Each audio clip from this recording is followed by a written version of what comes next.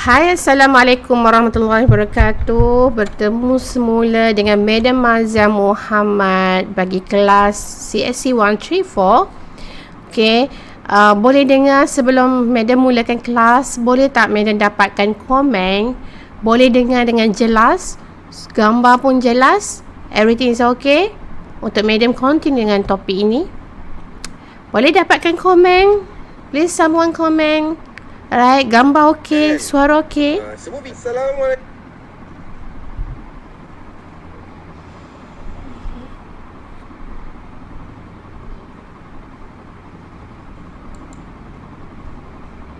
Okey, boleh someone komen kat sini? Gambar okey, suara okey? Alright, boleh.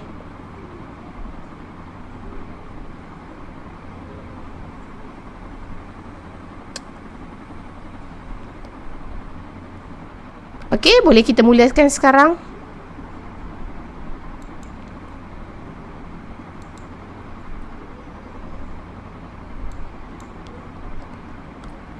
Hai, Assalamualaikum warahmatullahi wabarakatuh.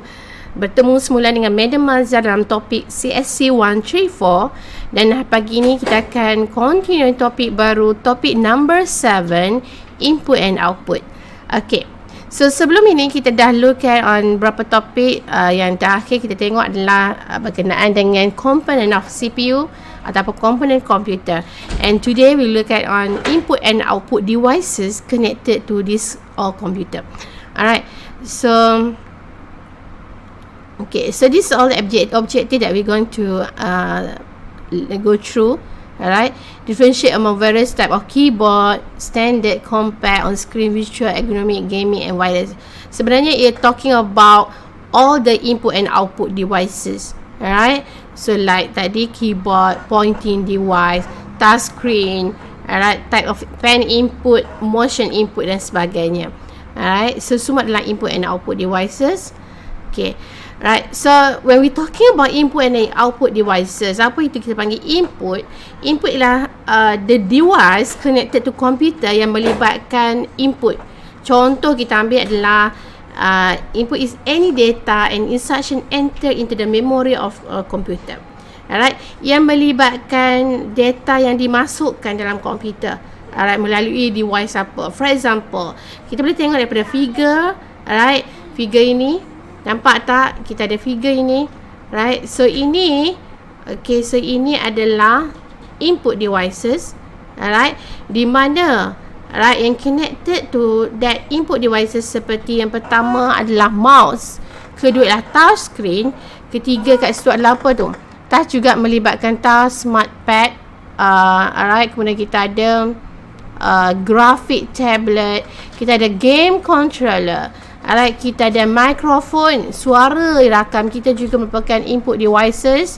Built-in webcam, right? Kita ada macam-macam kat situ. Kita ada keyboard, alright. Kita ada magnetic, apa tak nampak, saya pun tak nampak kat situ. Alright, so you please refer to punya nota topik number 7, which is topik input and output. Alright, so itu adalah merupakan kategori input devices which is connect to the computer. Alright, seterusnya kita tengok. Alright, this is variation yang Madam explain tadi. Kita ada keyboard, kita ada pointing devices, kita ada touch screen. Any computer yang mempunyai touch screen kita consider as input juga. We have pen input. Alright, untuk tablet for example, we have motion input, voice input. Voice input seperti tadi adalah microphone, juga dikategori sebagai input devices. Dan kita ada video input used for camera, alright, webcam. Kita ada scanner and reading devices. So this all input devices yang common being used. Alright, so seterusnya kita tengok. This is an example of keyboard. Alright, di mana keyboard contain and input devices that contain key when user press to enter data and instruction into computer mobile device. Alright, so dekat keyboard tak kira lah, we have keyboard for the computer, maybe we have keyboard dekat laptop. Sometimes we call as keypad. Kita ada keypad. Keypad selalu contoh dekat kita punya phone ialah keypad. Alright, so itu adalah all these input and output. Alright, so seterusnya, these all computer keyboard mempunyai typing area, function key, toggle key, navigation key, keyboard shortcut key, media control button and internet control button. These all option dalam keyboard yang ada. Alright, dan kita kalau tak ada option ini akan ada masalah lah. Contoh kalau laptop kita having a problem with some key dekat keyboard, so we having a big problem. Sometimes we use a computer punya, right, ataupun yang program punya keyboard, because we have to enter the data inside the computer. Alright, so seterusnya kita tengok lagi keyboard. Okay, tadi Madam dah explain dia variety of keyboard, sama ada dia adalah built-in. Built-in maksudnya adalah built-in laptop yang dah ada dekat laptop, click on tablet keyboard. Okay, ada on-screen keyboard. On-screen keyboard macam phone kan, Madam cakap tadi, juga adalah keyboard tetapi on-screen. Alright, yang kita perlu touch. Alright, kemudian kita ada yang external keyboard dekat komputer biasa, that is we call external keyboard. This is external keyboard. Okay, on pointer. Apa itu pointing device? Alright, pointing device is a pointer, is a small symbol on the screen whose location and shape change as user move or pointing devices. Alright, so dia membantu, dia juga adalah one of the input di mana, alright, so pointing devices kepada any, contohnya adalah kita buat PowerPoint dan kita menggunakan pointing devices untuk point kepada that particular shape or that particular object. Alright, so that is pointing devices. Alright, so kat sini adalah mouse adalah merupakan pointing devices as well. Alright, so which is a pointing device that fit under the palm of your hand comfortably. Alright, seperti optical mouse, laser mouse. Tadi saya cerita about laser mouse and touch mouse. Alright, so this all pointing device punya example. Alright, so this one adalah touchpad. Dekat laptop kita ada touchpad. Alright, di mana kita just touch dekat ruang itu ada touchpad itu, di mana ialah small flat, 4 segi macam itu flat. Alright, rectangular pointing device that is sensitive. Alright, which is sensitive to pressure and motion. Alright, ialah berbeza dengan kita panggil apa, mouse. Inilah mouse, nampak tak?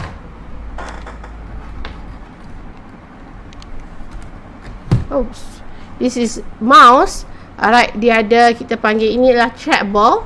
Alright, this is mouse. Okay, sorry, dia trackball kat sini. Apa fungsi trackball? Is a stationary pointing device with a ball on its top or side. Tadi Madam klik dan dia pergi dekat top and bottom. Alright, so itu adalah pointing devices.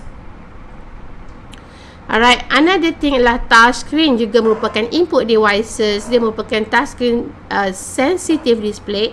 For example, certain laptop mungkin dia dah ada touch screen, macam laptop Madam ada touch screen.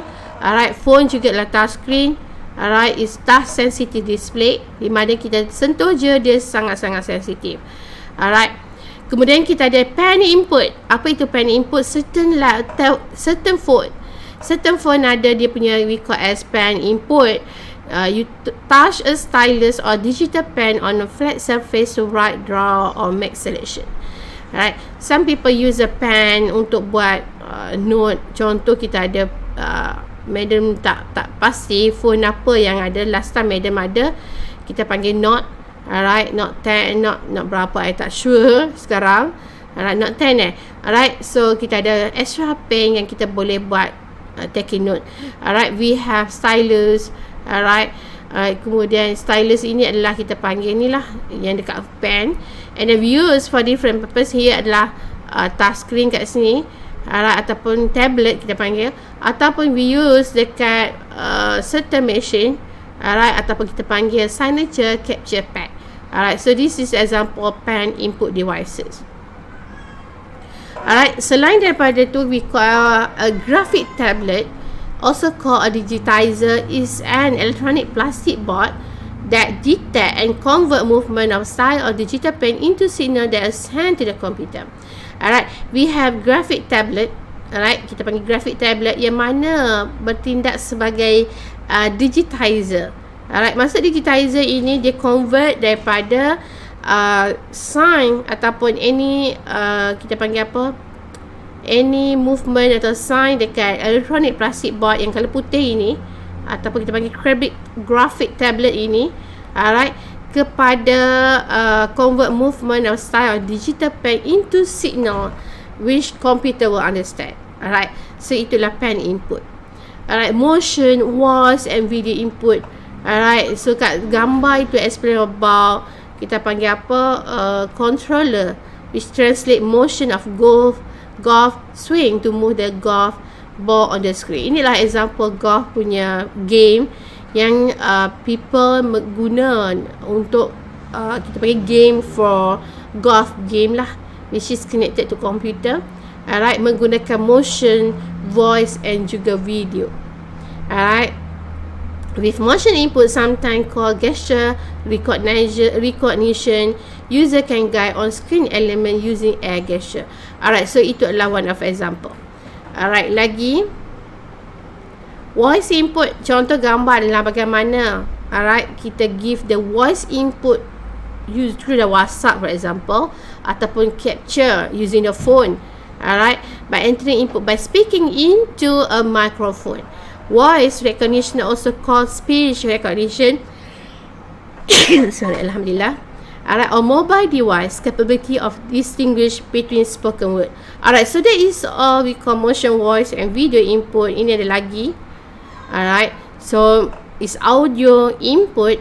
Alright, entering any sound into computer. Alright, so now for example, madam record, alright, atau madam buat live streaming, so it's still menggunakan voice recording dan juga tadi video recording.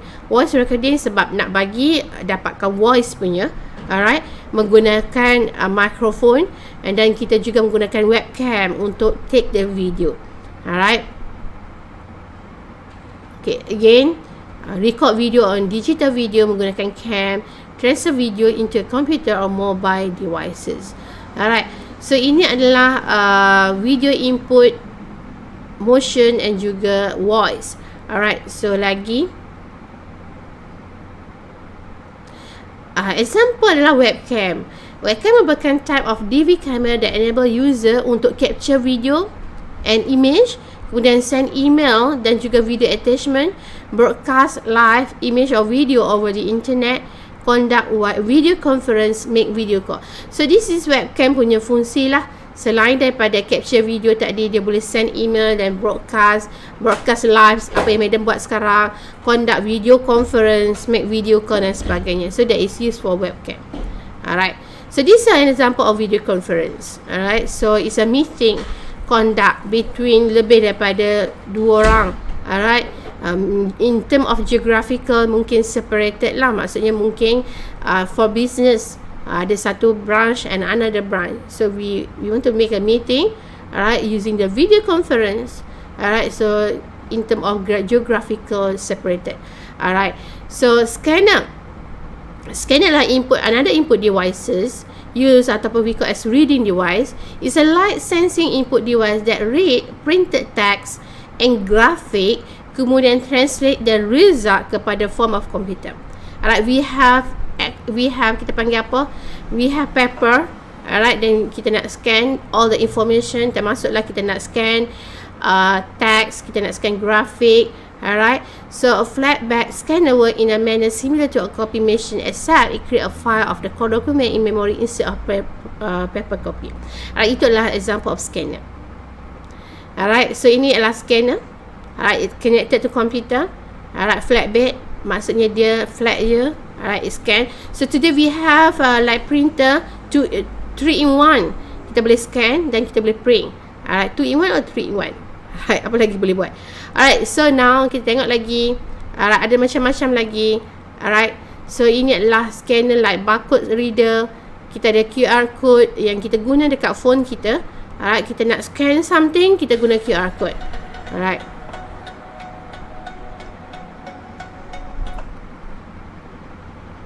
Okay lagi. Alright, So this is kind of lagi, we have credit card, we have entertainment card, bank card, ID and other similar card. Alright, so this another one. Alright, scanner, it will scan this in sample ataupun we call as MRCR, magnetic ink character recognition device, read type printed with magnetized ink. Alright, kemudian inilah scan. Alright, it be used for barcode reader, it be used for checking stock for example, ataupun kat sini, sorry, okay, so this is example lah. So apa itu output? Now we look at on output. Alright, so kita sekarang dekat page number 30.